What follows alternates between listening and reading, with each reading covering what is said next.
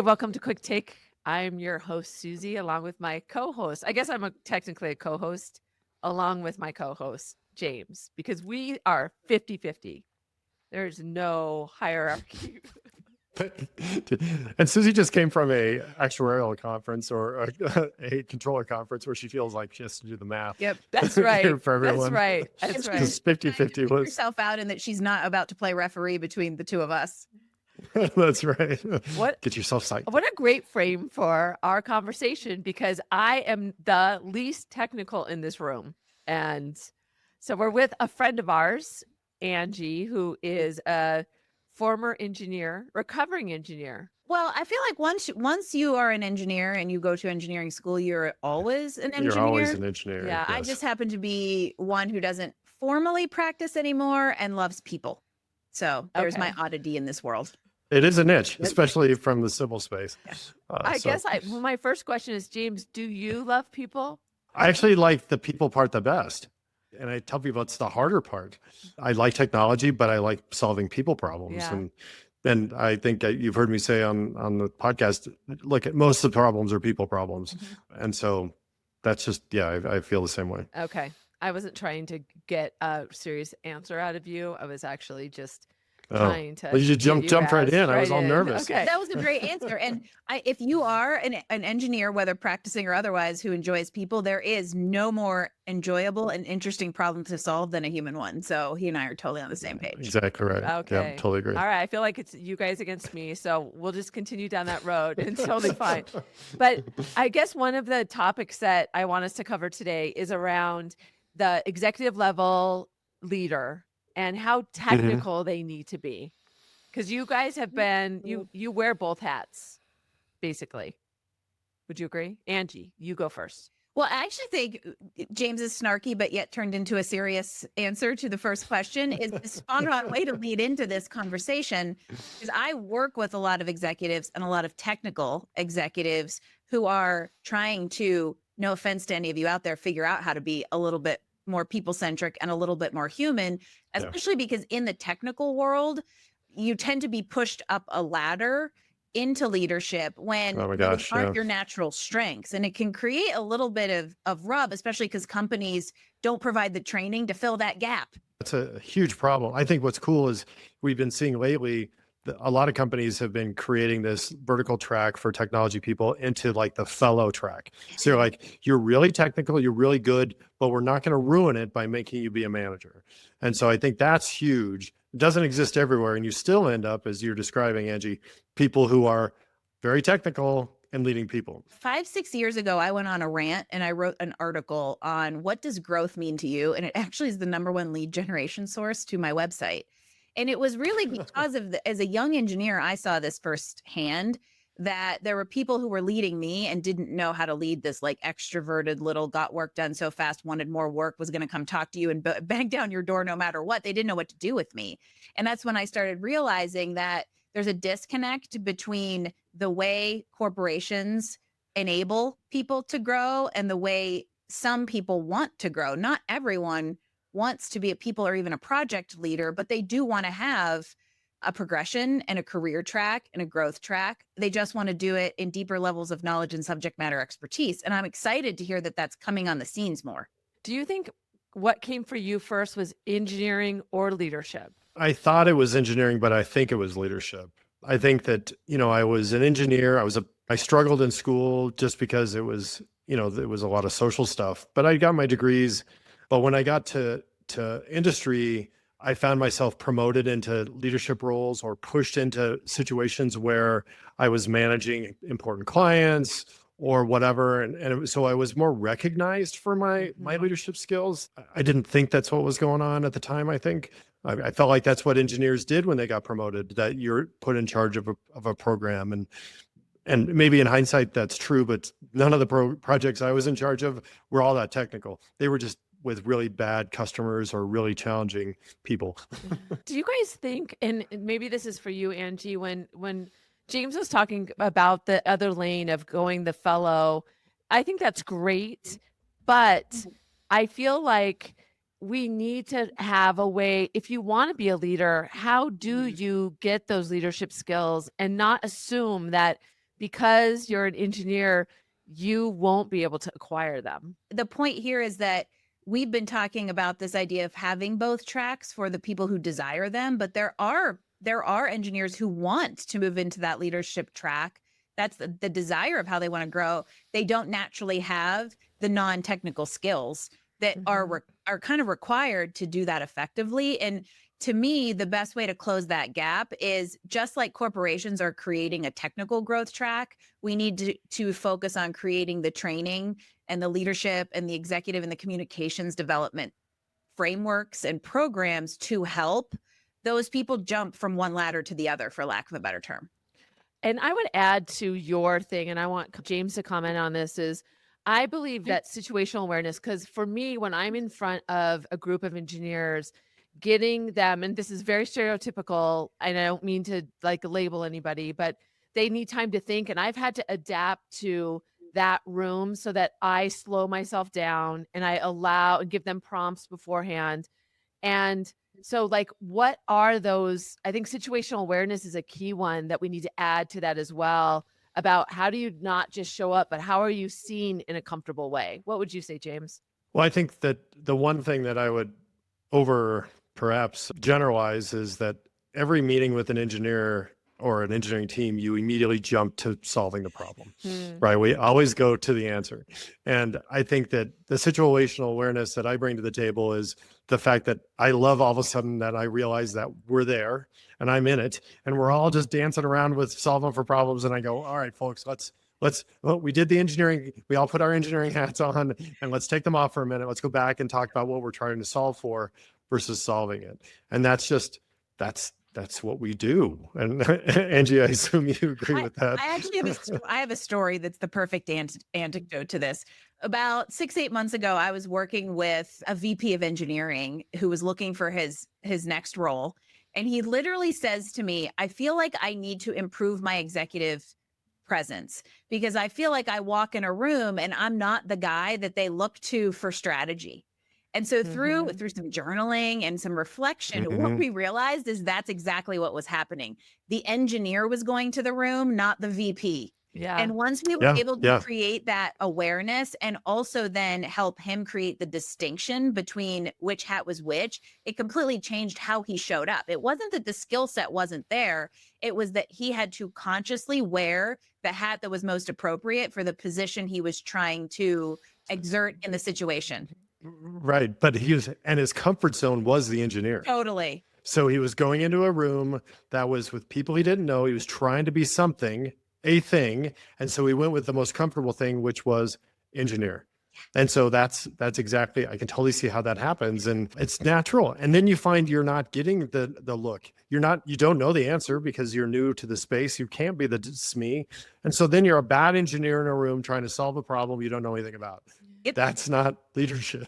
Yeah. Well, and I want to hearken this back to the piece about the jumping ladders. This is a little bit of a very specific but cautionary tale to anybody out there who's listening who may be like, ooh, they're talking about me. That whole dynamic that we just talked about the default or the comfortable position for an engineer, even if they're a leader who's learning those experiences, is the engineer, which is also why micromanagement kind of runs rampant in technology organizations. And it's because that engineer has not fully let go of the thing they're most comfortable with and owned that new hat. Absolutely right. What is strikingly right there for me is, as an executive, I don't have the same orientation as both of you about how an engineer thinks. So sometimes it can be intimidating to me to know how to draw out somebody that goes to the solution right away. I wouldn't have known that. Who has to think some time. Like, help our listeners think about it from your perspective. How to manage nerds 101. Binary is your friend. That's right. Yeah, don't start there. That's a whole nother episode. I did an interview prep session with a client once, completely in binary, because he was not convinced he could do the job. And literally, as we went down, I was like, every bullet, are you qualified? You can only say 0 or 1. And it was like 6 out of 7 were 1s. And I was like, look, we just proved it. So there's a very literal detail-oriented level of thinking that can also lead to kind of that black and white absolutism where it's kind of either or, it's binary and there's not gray area. But we know in business and an executive level and at a strategy level, we live in the gray area. And so kind of balancing those two and having kind of empathy for each side can be important to making these environments productive. I also think, and Susie, I know I've talked about this because we both know my story here is that engineers tend to be overly optimistic. The problem solution that they come to the table will always work, and the likelihood of failure is low. And so to have an approach to articulate the failure scenarios, or in my case, where I learned this is I actually had a very pessimistic engineer, and it drove me crazy because he was shocker, he was a QA guy, and so he was wired that way. He found his path as he should, but it taught me that, gosh, maybe we should have the contrarian in the room. And so I think, to your point, Susie, remember that they are going to be problem solution oriented, focusing on solving the problem, not worried about what the problem is, but solving it, and overly optimistic on its likelihood of success. Yeah, and is solving a problem, not necessarily the problem, right? So what is not relevant? When you were talking about like, okay, we all got our engineered out. Now let's go back up to what problem should we really be solving is something that you will constantly have to kind of pull them back to because they just want to go into solution mode. And some of the engineering leaders I've talked to who have been most successful have kind of instilled not the pessimistic necessarily, but the fail fast mentality into their teams to kind of force that muscle a little bit, that every problem is not solvable or solvable on a realistic for business timeline and budget. That's fair. So let's go back to one of the questions that we wanted to answer today is, from an executive level, if you lead a team that is technical, how technical do you need to be? Or if your colleagues are very technical, how do we talk about that? I feel like we just talked all about how they don't need to be technical, but I want to hear what James has to say, and then I'll add to it. I think we're at a place now, like there's leadership, right, about how to deal with technology people. That's a thing. But I also think there's the more meta conversation around the business world that we're in today is highly technical. Yeah. Yes. And so that reality usurps, I think, the kind of people that you're around, and you can be in healthcare, or you can be in finance, which you would not argue to be highly technical places perhaps, but your technical acumen needs to be just so much higher than it was before. And I think that having the attitude that technology is the responsibility of the CIO or the CTO or the CPO is just I think that's a mistake. Mm-hmm. And I think it also depends on what kind of environment we're talking about. If we're talking about a tech first environment where literally the revenue is generated through technology, you have to have people leadership who understands that domain of business from a revenue model and from, and all those kinds of things. Whereas if we're in, let's say, a tech enabled environment like healthcare where technology runs the ship, you have to be technical enough to understand how those systems will enable the business and what types of systems and technology are available out there to do so. You don't necessarily absolutely get in the trenches and code with your E2 whenever they're not necessarily performing up to snuff. So I think it's also dependent on the domain and how technical that area of the business is and how much you need to be understanding the teams below you and what they're doing versus what technology needs to be able to do for our bottom line. Yeah, I think it's huge. And I think I like the way you articulated that the technology enabled industries still require that understanding because the individual contributors are still immersed in that. The board is going to wonder whether they should be investing in that.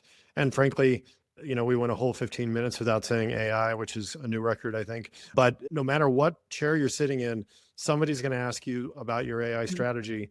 And that's just whether you could be the CHRO and you need to have an AI strategy. Yep. So that's kind of unavoidable at this point. I think that the one thing that came to mind when you were talking to Angie is, I think that is true that depending on what the focus of the business is, but I also just want to reiterate that it's so good to have different minds at the table. And I think those companies often get this illusion of, we better have everybody that understands this is our business. And I think that is not looking at diversity of thought. And so having people that aren't technical is really important to balance out. Yeah, you can't operate in an echo chamber and keep up with the level of innovation that we all have to keep up with, whether we're tech first or tech enabled, which comes back to the James beat me to the 2 letters AI, that if you are not technical enough or technology minded might be a good phrase to throw out here. Sure. At your executive and leadership and strategy level of a business, your business isn't going to be able to keep up because you're not thinking ahead of how these tools and changes to the digital landscape are going to impact the business, which is why I completely agree that all levels of leadership have to be more technical or have more technical acumen than they did before. But you also have to balance that with the Right. diversity of the team and different thought and the ability to innovate. Mhm. It just reminds me of a personal story for me. I sold technology my whole career, and I'd often bring engineers, one of them being James, with me when we were negotiating. And so I'd often say, I have to have my engineers here because I'm not technical. I'm not technical. I'm not technical. And over time, I got good enough. Smack. And so I realized, yeah, well, and It was. I think that's not just technology. I think that we sometimes get feedback or we get this perspective of us that we perpetuate. And I think it's really one of the nicest compliments is one of the lawyers asked me at the end of a negotiation if I am a schooled engineer. Like, did I have a degree? And I was like, oh my gosh, did you hear that? Can we record that comment? So it just proves that be careful how you come to the table, and let's really respect the fact that we do have a lot of different voices, but how do we maximize those? And so what does the future look like for both of you? Like when you think about leadership and technology, what are you really excited about? I have an answer that I didn't have to think about too hard, which is kind of strange. It came to mind. Then I'm going to bring it back to where we started. I think the cool part is what's going to end up being the most difficult challenge for us to solve will be the people part. And so that for me is kind of cool because that's what I'm good at. I used to tell people that, if your kid's in accounting and he's not taking a software development class, he's missing out. Your kid's a lawyer and he's not taking a software development class, he's missing out. And now I'm like, I was wrong because none of that matters anymore. But what does matter is your ability to work with people.